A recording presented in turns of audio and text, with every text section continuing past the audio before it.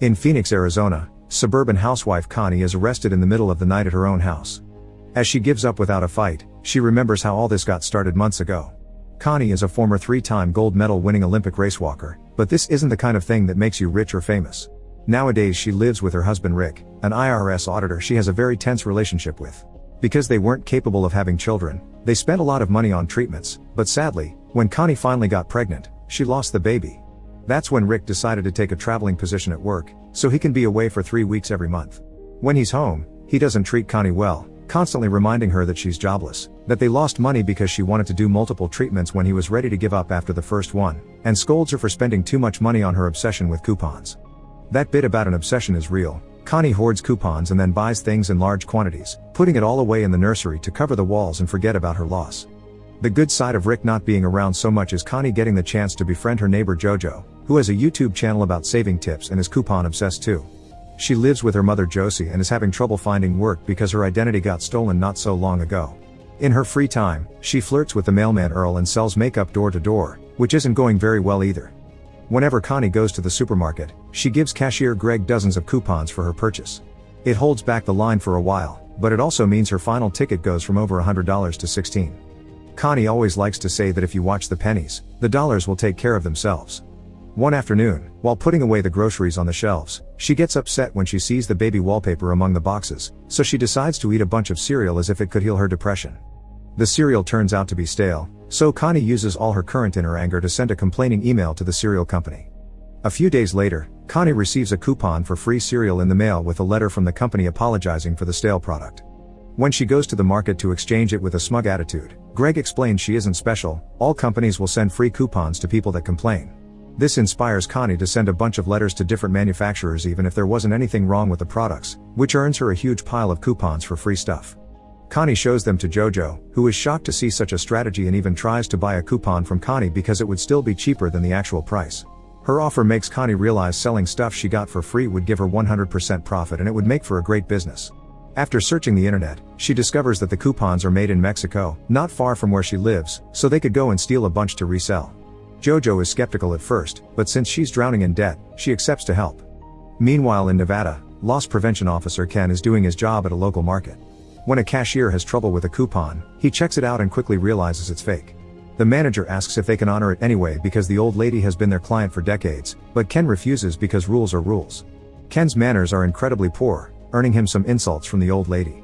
A similar situation happens later when he gets on a plane to return home. A mother asks him if he could please switch seats with her daughter so she can watch the landing to help her calm down, but Ken refuses like a twat, saying it's an important lesson for the kid to learn.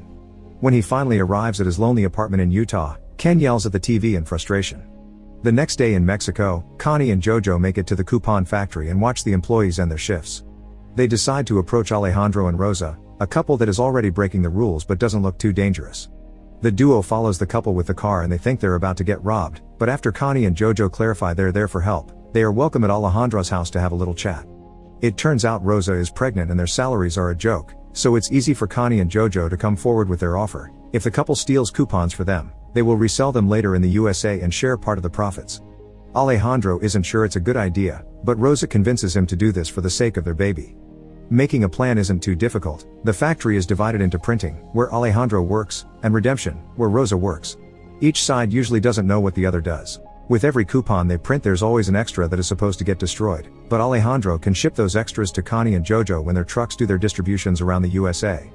There will be no problems at the border because they'll only see a box with coupons, not a legal activity.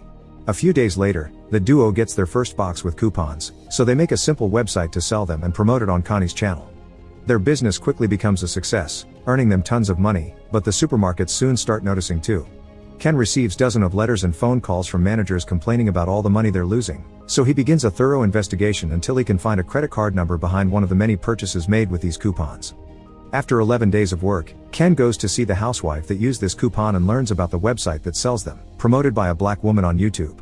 When Ken returns to the office and opens the website, he finds the motto, "If you watch the pennies, the dollars will take care of themselves."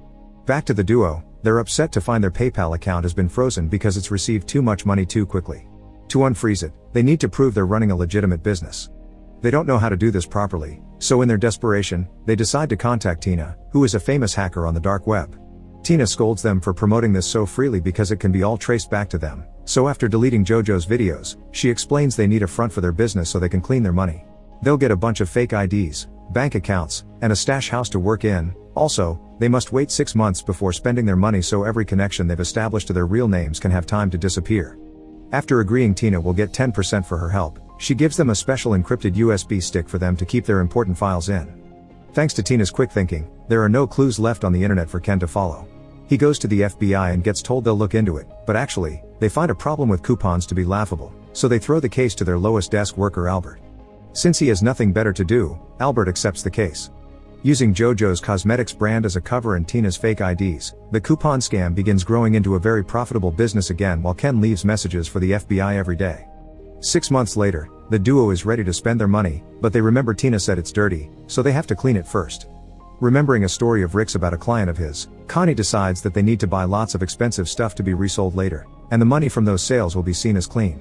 After convincing all the banks to give them the money in cash because it's to hire people for their cosmetic business, Connie and JoJo go on an incredibly expensive shopping trip. They buy sports cars, boats, a private plane, and even guns. Afterward, they take a trip to Las Vegas, where they discuss their future plans.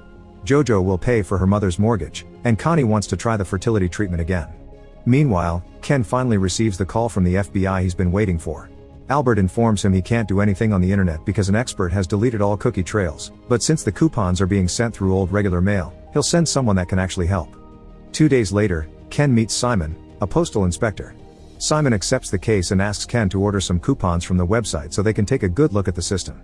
When the envelope arrives a couple of days later, Simon quickly notices the envelope says it's from Kansas but it actually comes from Arizona thanks to the special numbers on the online stamp.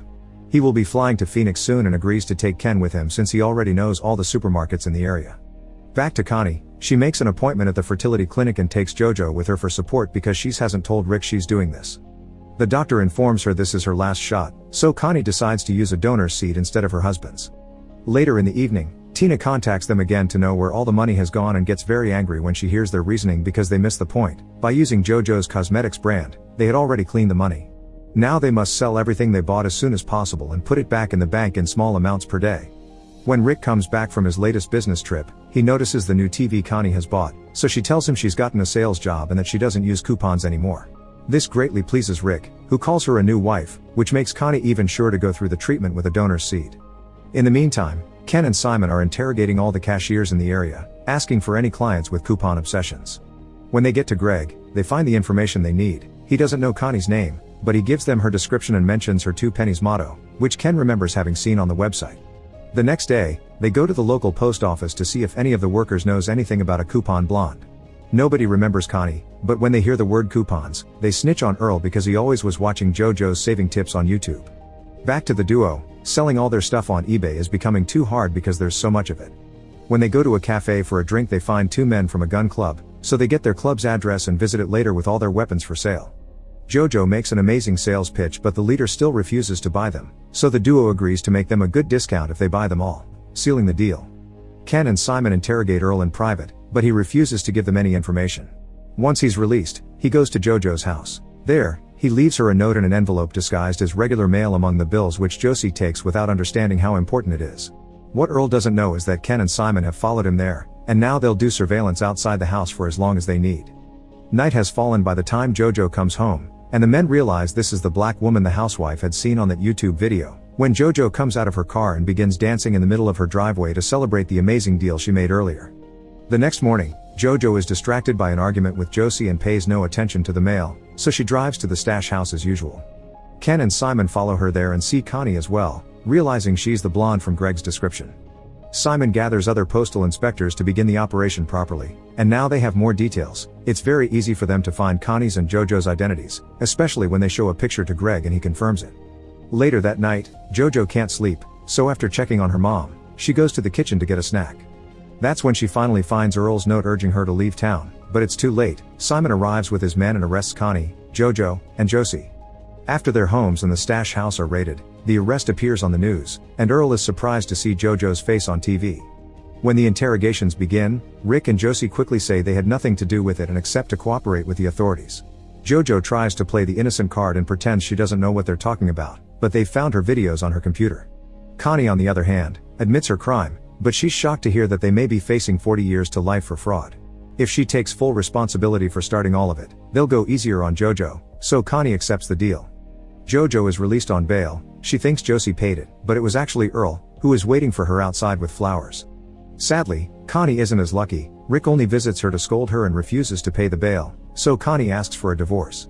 The investigation continues and the inspectors trace the coupons back to Alejandro and Rosa, but by the time they discover this, the couple has already disappeared. Since the trail has gone cold, the Mexican government won't go after them. Connie hires a rather expensive lawyer, and this proves to be the right decision. On the day of the trial, the lawyer convinces everyone that Connie and Jojo just made use of a loophole the same way corporations do all the time. His tactic is a success and Jojo gets 10 days in prison plus 1 year of probation, while Connie gets 11 months in jail with the possibility of parole. Simon and Ken aren't happy with this result and demand answers from the state attorney, who explains the judge went easy on the women because the brands on the coupons pressed for leniency to avoid bad press. For such megacorporations, the $80 million this scam cost them is just pocket change. Now the case is over, Simon must leave, but first, he tells Ken he's a good man and he's glad to have worked with him, but he also needs to dial down the attitude a little. As days pass, everyone's lives change. Ken begins being a little nicer, making exceptions for old clients with fake coupons and finally gathering the courage to make a profile on a dating app. Connie gets the divorce she wanted and the fertility treatment turns out to be a success, so she spends her months in prison with a big pregnant belly.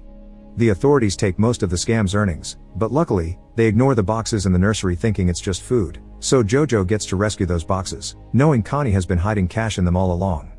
After getting together with Earl, he and Jojo move to Montenegro, a non-extradition country, to start a new scam under another cosmetics brand, waiting for Connie to come over when she's finally freed so they can work together again.